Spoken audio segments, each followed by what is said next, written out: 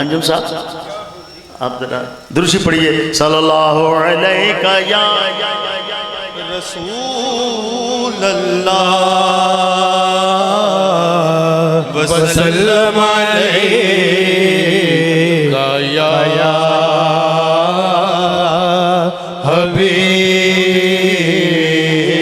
अल्लाह। हमारे नहायती वाजिबुल एहतराम सैयद सफ्तान शाह साहब ने एक कलाम की फरमाइश की है और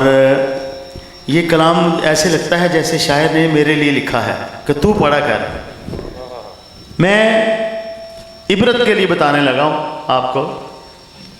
मैं जब यंग था, यूनिवर्सिटी में पढ़ता था, तो मैं गज़लें गाया करता था। शोबिज़ की दुनिया के पीछे मैं कई साल भागा। खुदा की कसम मैंने अपनी माँ जी के कहने पे जिस दिन या रसूलुल्लाह कहना शुरू किया, इज्जो इनके सारी से कह रहा हूँ, अब वो दुनिया मेरे पीछे भाग रही है। सारी उम्र दी हा कमाई ये, सारी उम्र दी हा कमाई ये, जग छड़ के सारा, जग छड़ के सारा सोने नाल लाइए, सारी उम्र दी हा कमाइए, सारी उम्र दी हा कमाइए, जग छड़ के सारा, जग छड़ के सारा सोने नाल लाइए, सारी उम्र दी हा कमाइए, सारी उम्र दी हा कमाइए, जग छड़ के सारा,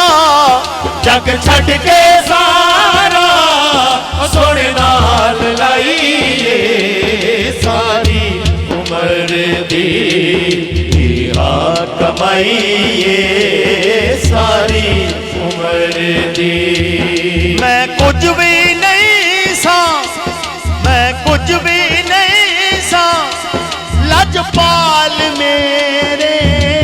मैं कुछ भी नहीं सा लजपाल मेरे,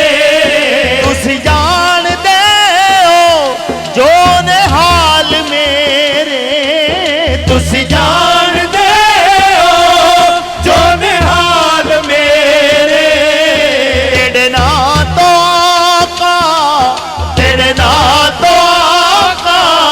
मैं बिगड़ी बनाइए, तेरे ना तो आका बिगड़ी बनाइए, सारी उम्र दी हा कमाइए, जग छड़ के सारा, जग छड़ के सारा सोने नाल लाइए, सारी उम्र दी हा कमाइए, सारी उम्र दी। जेड़ी दिल नू दे सुकून ऐसी दवा नहीं नहीं नहीं, जेड़ी दिल नू दे सुकून ऐसी दवा नहीं, किसे दवा देना सानू शिफा नहीं, किसे दवा देना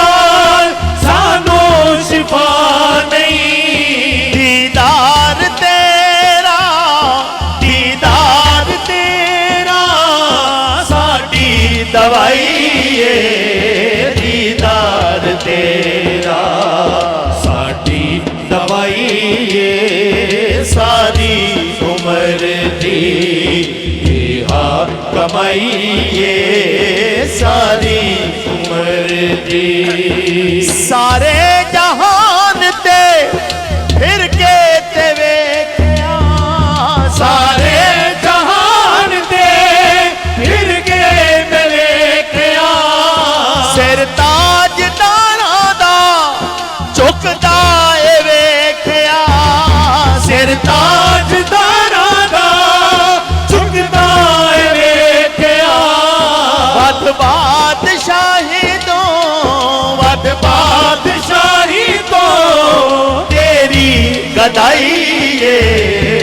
कद बादशाही तो तेरी गदाई सारी उम्र दी तेरा कमाई जग छड़ के सारा जग छड़ के सारा सोने नाल लाइए सारी उम्र दी तेरा कमाई सारी उम्र दी